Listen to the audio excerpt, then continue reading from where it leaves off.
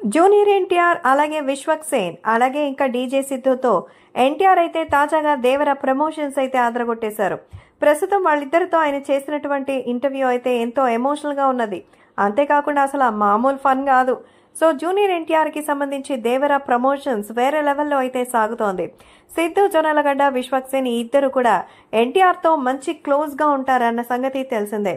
కాబట్టి డీజే టిల్లుతో మంచి ఫేమస్ అయిన సిద్ధు ఎన్టీఆర్ కి మంచి ఫ్యాన్. అంతేకాకుండా ఇంకా మన విశ్వక్ సేన్ గురించి తెలిసిందే, ఆయన ఫాలోవర్. అందుకే వాళ్ళిద్దరికి సంబంధించినటువంటి విషయంలో ఎంతో ఆనందంగా అయితే సెలబ్రేట్ చేసుకుంటూ ఉంటారు. సో ప్రస్తుతం వాళ్ళిద్దరికి సంబంధించిన ఈ విషయాలు అయితే సోషల్ మీడియాలో సైతం ఎంతో సెన్సేషనల్ గా మారుతోంది.